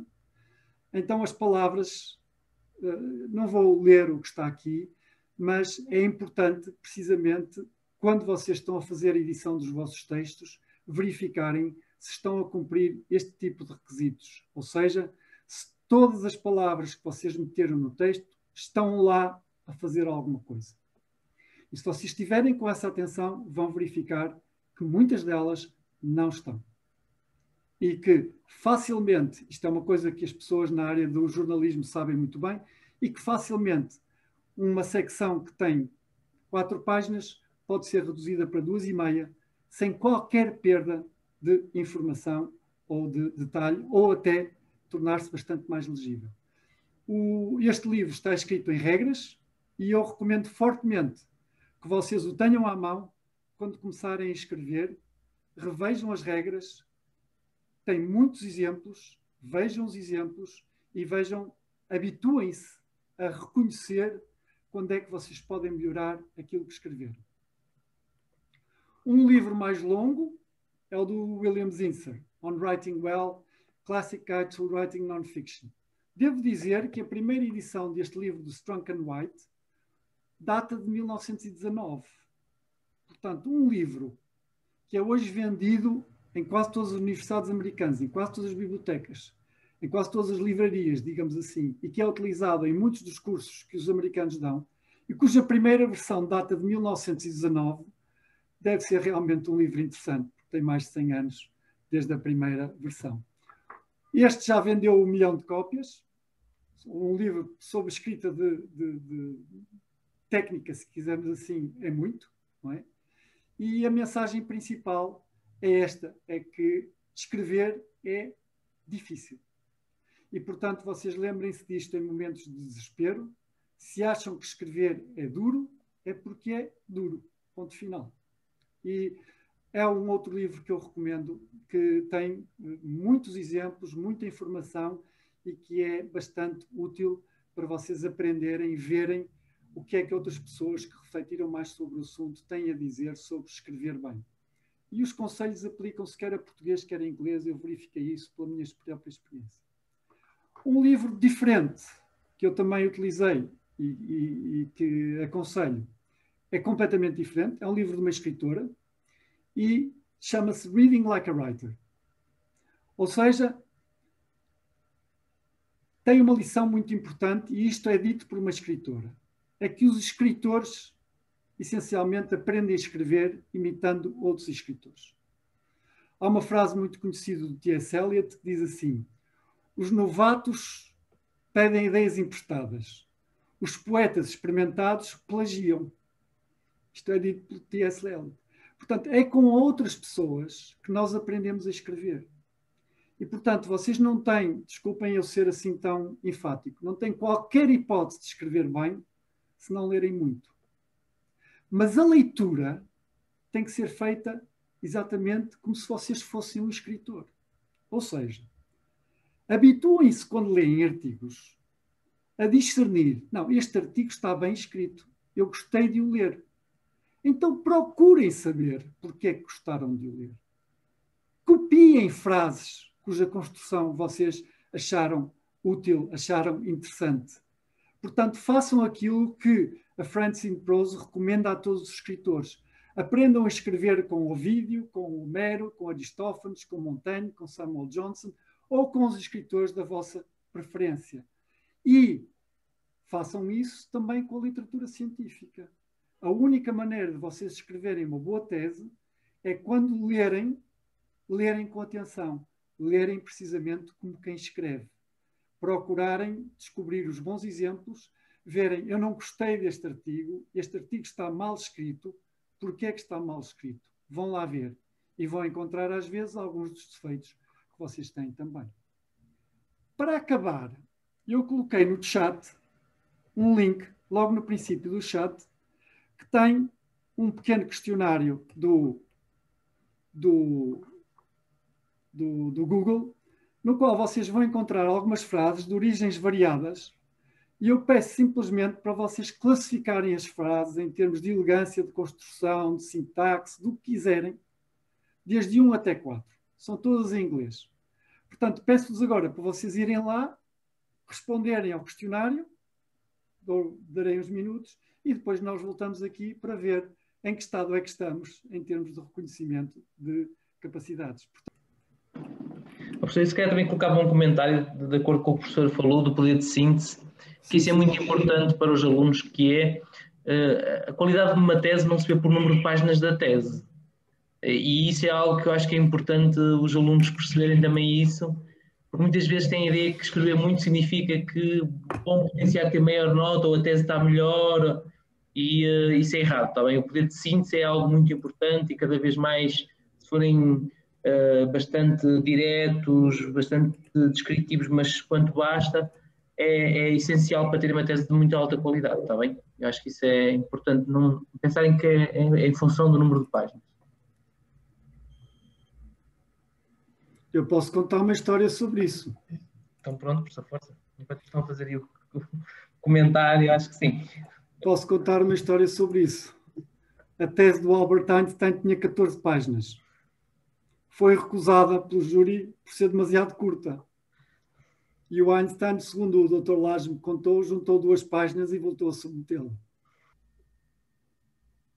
Bom, já podemos passar então. Faltam 2 pessoas que não responderam ainda, mas se calhar sou eu e o André.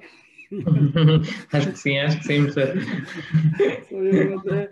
Portanto, eu vou passar a partilhar o ecrã outra vez, novamente, e podemos passar por elas para vermos, para tirarmos algumas conclusões.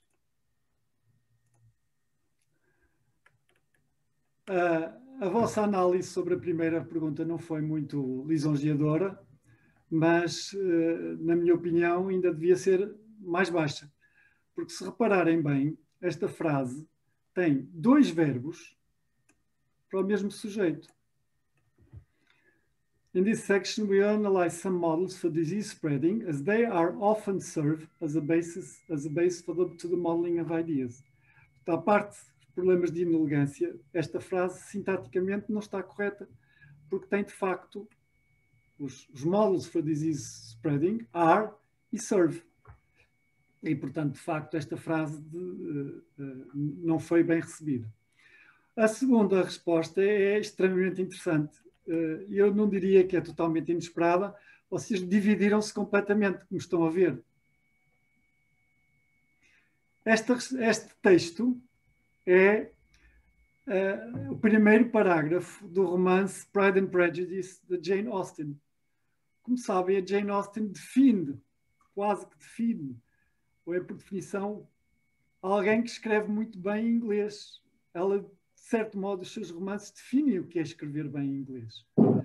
Não me surpreende totalmente isto, porque, sendo um texto do século XIX, basicamente, é possível que alguns de vocês não estejam habituados a este tipo de linguagem e, portanto, tenham classificado o texto como muito mau ou mau, e outros tantos dividiram-se, embora tenha havido cerca de 1/4, metade, que o colocaram neste extremo que aqui está. De qualquer modo, se quiserem defender a vossa posição, estejam à vontade, não levem a mal. Isto é a abertura do Pride and Prejudice.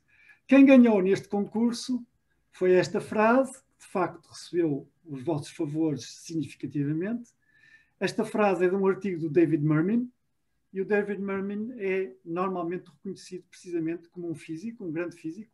Aqueles que estão no 3º ano devem conhecer o livro, Ashcroft and Mermin. Portanto, este livro é um artigo do David Mermin, e efetivamente ele é reconhecido como sendo um autor com uma escrita particularmente agradável em termos de física. Esta frase seguinte é uma armadilha. E eu vou-vos perguntar, e espero que alguém responda, com esta frase, quem é que está numa condição dilapidada?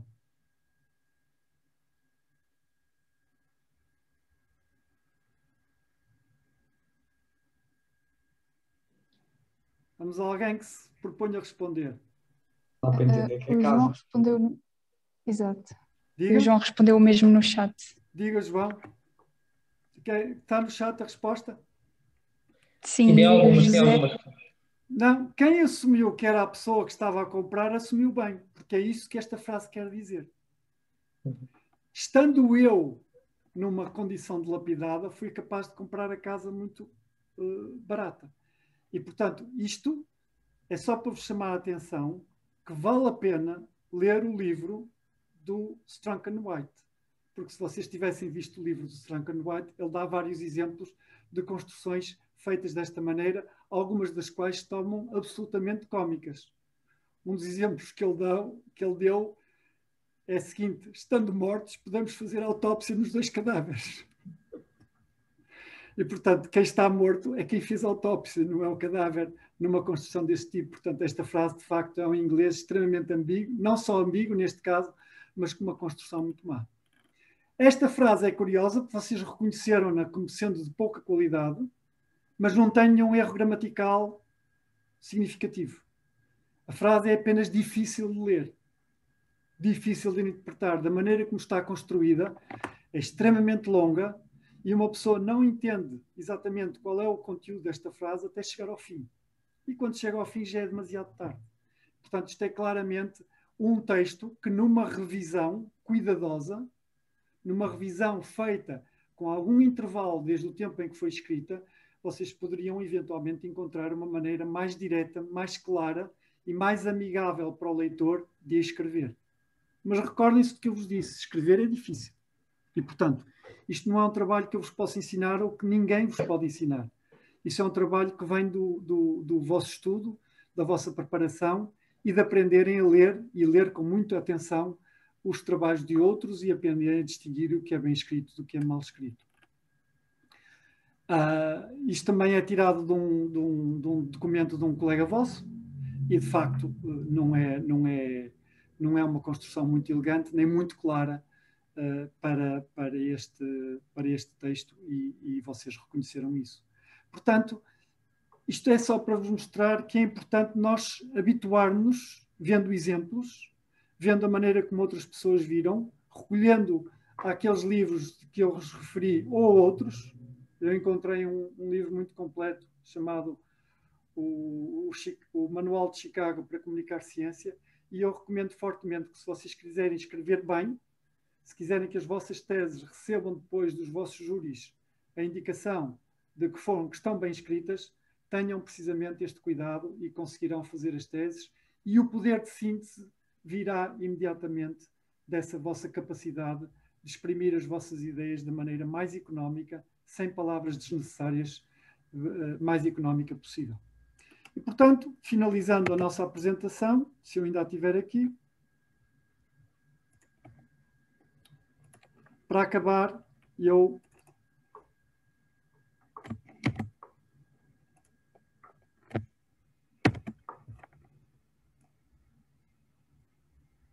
queria só agradecer mais uma vez ao núcleo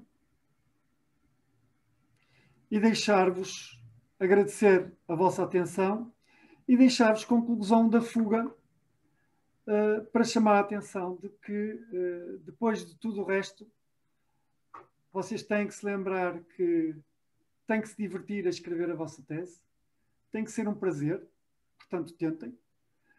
Não tentem ser espertos for the sake of being clever, for the sake of showing off, mas quando terminarem de escrever, acho que vão sentir uma alegria muito grande e, portanto, devem tentar. E portanto, we're going to write a thesis, we're going to write a good one, we're going to write a thesis right now. Pronto, e era isto que eu tinha para vos dizer. Muito obrigado pela vossa atenção e fico para responder às vossas perguntas.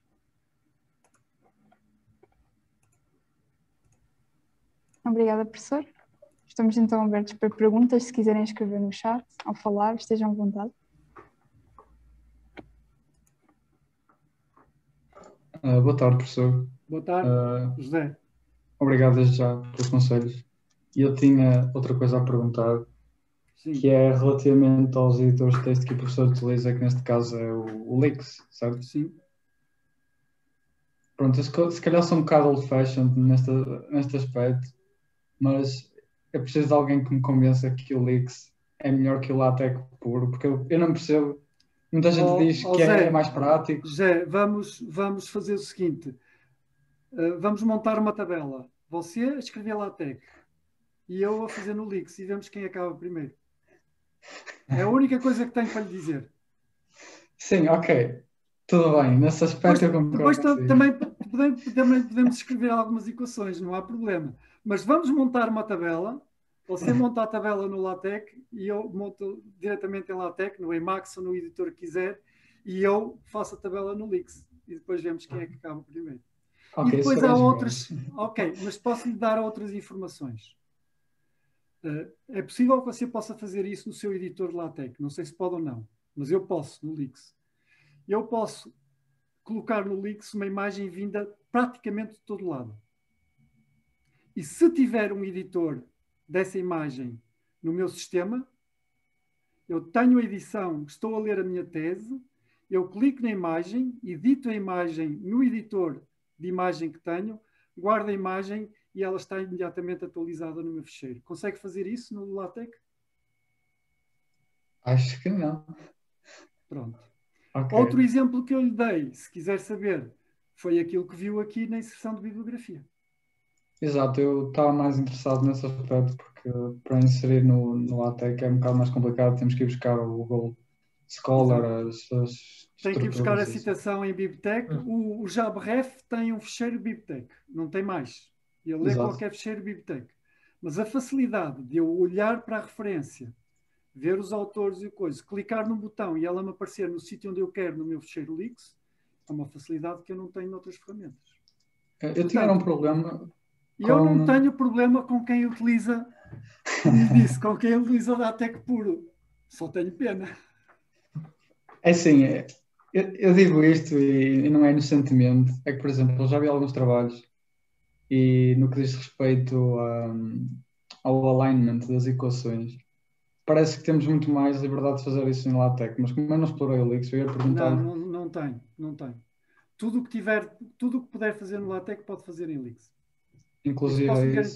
Inclusivamente, tem que carregar, pode fazer o alinhamento conforme quiser, aliás, pode, se quiser, escrever a equação diretamente em LaTeX e editar diretamente o LaTeX. Ok, parece-me uma boa escolha, então. Está bem. Além disso, eu uso, sobretudo, porque, efetivamente, na minha experiência, uma equação relativamente complexa é muito mais fácil de construir em Elixir do que em LaTeX. Está bem? Há quem não goste de usar o rato em lado nenhum. Há pessoas que se habituaram a usar o teclado e os comandos e, portanto, vão continuar a utilizar isso. Eu não lhe digo para mudar, mas se quiser conhecer algumas das vantagens do Elixir, dou-lhe essas.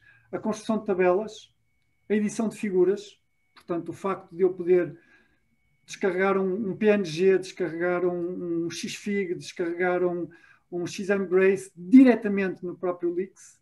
E depois, se precisar de alterar a figura, porque me enganei num link, não tenho que ir buscar um ficheiro, abrir o ficheiro, guardar o ficheiro, carregar novamente. Clico no Elixir, sem fechar o Elixir, edito o ficheiro no editor de imagem que tenho, fecho e automaticamente a imagem está no meu ficheiro. O único problema que algumas pessoas se queixam no Elixir tem a ver depois com a exportação. Mas, efetivamente, nós, no nosso grupo, trabalhamos com o Elixir e quando queremos submeter à revista, exportamos para ficheiro LaTeX, corremos o código LaTeX, o compilador de LaTeX para verificar se está tudo bem e normalmente está. E a maior parte por exemplo, a APS tem os estilos construídos já para Elixir e, portanto, isso torna todo o nosso workflow é muito mais rápido. Portanto, mesmo na comunidade físicos teóricos é o que é mais utilizado, não é LaTeX? Não lhe vou fazer essa afirmação, mas o LaTeX seguramente, em ciência de computadores, matemática e física teórica, sem dúvida, não tem comparação. Ninguém quer ouvir falar do Word para escrever um artigo. Eu posso aí comentar, tenho experiência ao contrário, mas tem a ver com como trabalho em áreas muito multidisciplinares, ainda há muitas revistas que não estão a aceitar o LaTeX. E constantemente temos que estar a passar para o Word e, por exemplo, quando trabalhamos com outro tipo de disciplinas, como Química, Biologia, essa comunidade não está preparada para LaTeX, então temos o duplo trabalho de estar a escrever em LaTeX, passar para o Windows, para o Word, para eles corrigirem, para depois enviarem. E depois tem que escrever as equações todas de novo.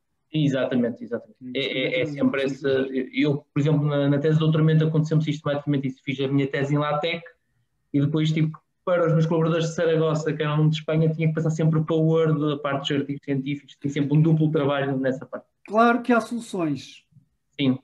Que há soluções. Hoje em dia é possível, por exemplo, fazer uma imagem de uma equação com altíssima qualidade e simplesmente colocá-la como imagem no Word. Claro que nessa altura tem um problema, é que o Word nunca se sabe o que é que ele faz às imagens. É verdade, isso é. Não. Sim. André, você já experimentou meter uma legenda numa imagem no Word, e eu também já experimentei, para depois descobrir, passado algum tempo, que a imagem está num sítio e a legenda está no outro. Sim. Não, e aí eu tenho que admitir que é uma questão de organização, é muito mais simples o LaTeX. Foi como eu disse, eu fiz as minhas teses em LaTeX e não me arrependo nada de ter feito as teses em LaTeX. Mas o André tem razão, tal como eu disse, matemática, ciência de computadores, física teórica, LaTeX. Hoje, a facilidade de podermos fazer PDF e depois converter para Word, para eles poderem corrigir, já facilita muito, está bem? Aí acaba por facilitar muito. Eu não sei como é que o Word abre um PDF que tem equações, nunca experimentei. Muitas vezes ele reconhece como imagem e põe uma imagem da equação. Põe uma imagem. Porque não é capaz de transportar. Não. Não. Gerar o coisa. Mas pronto, já agora uma das ferramentas com aquele flow que o professor falou de passar para as referências é o Mendeley. O Mendeley funciona muito bem em Word. Para quem gosta de utilizar o Word, pode utilizar só essa ferramenta, faz o upload, tem o PDF se quiser e pode passar diretamente para a referência em Word. O Mendeley não é open source. O Mendeley é da Elsevier. Eu já tive o Mendeley, mas eu dou muito bem com o Zotero e, portanto, estou a utilizar o Zotero, mas também já tive o Mendeley a funcionar. Sim.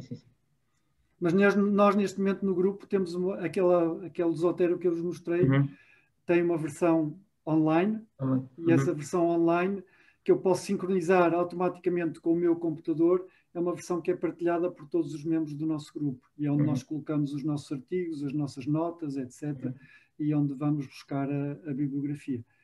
Hoje em dia, provavelmente, é talvez uma ferramenta muito melhor do que estar a fazer listas de publicações para sites de grupos e coisas desse género. Sim. Portanto, usar e linkar a uma ferramenta desse género. Mas já respondi ao José, portanto... Muito obrigado, professor. Nada. Acho que já me converteu. Não sei se converti, mas experimente. Mas, obviamente, precisa de alguma habituação. Ainda vai a tempo, portanto. Ainda vai a tempo.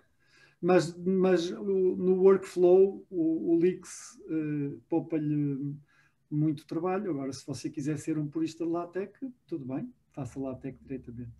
Também há boas ferramentas para trabalhar o LaTeX diretamente. A única coisa que eu lhe digo é que não use um editor de texto. Use um editor de LaTeX, como o TechMaker ou coisa que lhe permite fazer as coisas com o TechStudio ou qualquer coisa que, apesar de tudo, lhe dá algumas ferramentas que lhe facilitam o trabalho. Ok, professor. Obrigado. O Lix nós usamos então também por simpatia, porque uma das pessoas que desenvolveu o Lix foi aluno do Departamento de Física e Astronomia. Eu lembro-me da história no primeiro ano. Exato. O Zé Bílio é uma das pessoas que desenvolve o Lix. E tem melhorado significativamente ao longo dos anos. Eu já uso há 5 ou 6 anos, ou mais, provavelmente. Há muito mais. E não dá sinais de ter estagnado.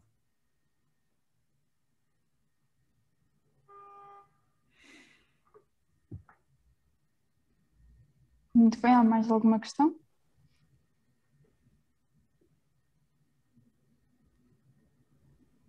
Quando comparado com o Lix com o Overleaf, quais são as principais e vantagens e outros? Quem está a falar é o Manuel? Sim.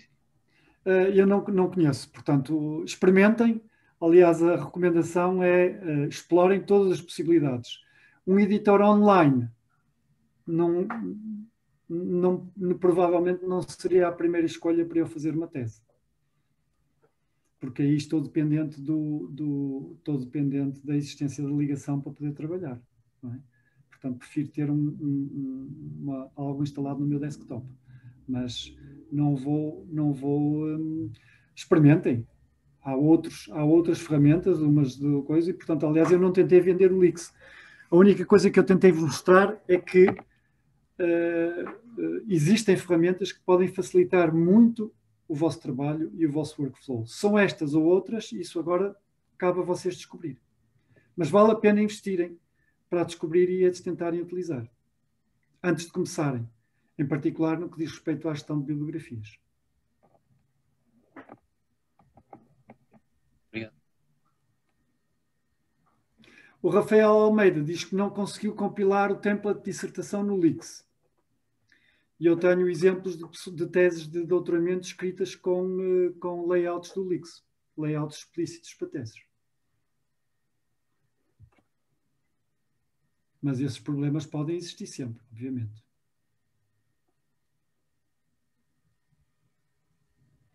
Aliás, devo dizer que neste momento, por exemplo, aqueles que trabalharam comigo em que disciplina é que foi? Em mecânica, no primeiro ano, viram notebooks do Júpiter com algumas equações, alguns com bastantes equações. Essas equações eram escritas no Lix e fazia copy-paste diretamente para o Jupyter Notebook. porque o Jupyter Notebook lê as equações em LaTeX. Portanto, eu escrevia-as no LIX, tinha um fecheiro LIX aberto ao lado do fecheiro do browser, escrevia a equação no LIX, passava o rato pela equação e fazia o paste no Jupyter.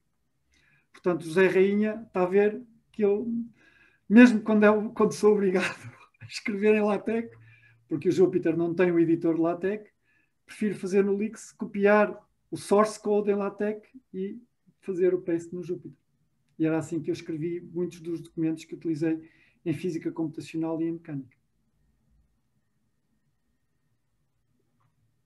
Ok, é mais uma benesse, já estou a ver. A ver.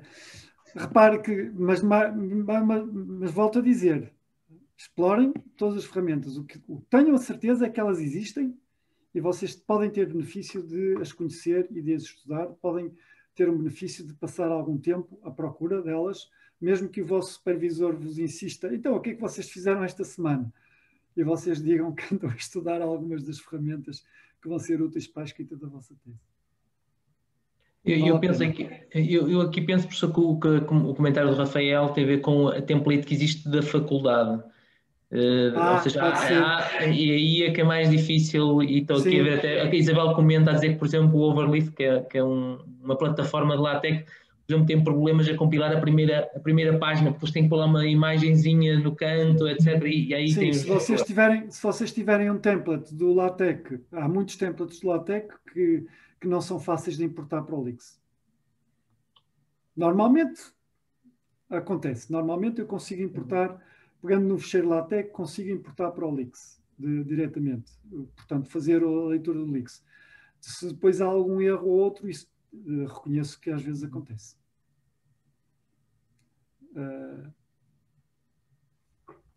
Ok.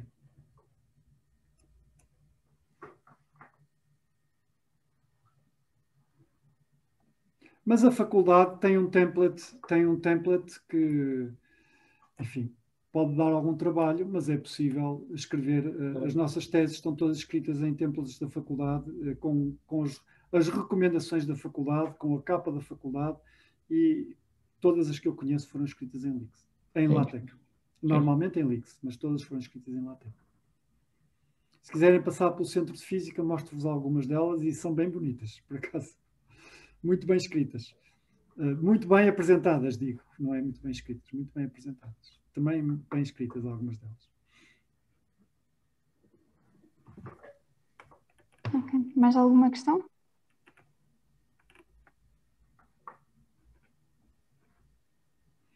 Vocês têm as redes sociais, portanto, troquem as informações sobre as coisas que vão descobrindo e vão se tornando cada vez mais eficazes no vosso trabalho. E muito rapidamente se tornam muito mais eficazes do que nós. E nos fazem parecer info-excluídos, porque vocês têm uma capacidade de aprendizagem destas ferramentas e de exploração e tempo para as explorar, que é muito superior ao que eu ou o André eventualmente teremos. É verdade. Cada dia aprendemos com os nossos alunos, não é? Que nos trazem novas e nós adaptamos. A maior parte das coisas que eu vos mostrei foi com os alunos que eu aprendi. Exatamente. E acabam por nos convencer. Mostram-nos a produtividade e nós aceitamos logo essa parte. Eu esqueci-me de falar, por exemplo, que internamente nós utilizamos plataformas para troca de reservas, etc. Trabalhamos muito com plataformas como por exemplo, esqueci-me do nome da plataforma que utilizamos, mas estamos sempre a trabalhar em rede. Já não estamos aqui até com o Covid para reservar equipamentos, etc. Trabalhamos todos com plataformas externas, está bem?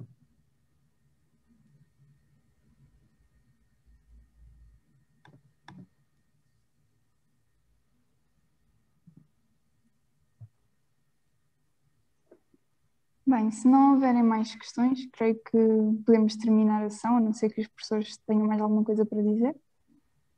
Eu só recomendo, a minha principal recomendação é leiam muito e de vez em quando leiam atentamente para procurarem descobrir onde é que estão as coisas bem escritas e onde é que estão as coisas que não estão tão bem escritas, porque dessa maneira é que vocês vão aprender a escrever melhores teses. E eu particularmente sou muito sensível, confesso, sou muito sensível à qualidade da escrita nas teses. Sim, eu partilho da opinião do professor, ou seja, estamos aqui em uníssono, exatamente, os dois a partilhar isso. Eu acho que ler, ter muito cuidado, escrever antecipadamente, não deixar para o final, porque as pressas não é o amigo da perfeição. E por isso acho que comecem desde o primeiro dia. A partir do momento que começam uma tese, comecem a escrever a tese, está bem? Pronto, resta-me então agradecer aos professores. Muito obrigada por terem aceito participar neste projeto. Creio que foi bastante esclarecedor e os alunos gostaram imenso. Por isso, mais uma vez, obrigada no nome do núcleo. Obrigada aos alunos por se terem inscrito e por terem aparecido. E boa tarde a todos. Obrigado, nós. Obrigado. Obrigada. Bom fim de semana. Bom fim de semana.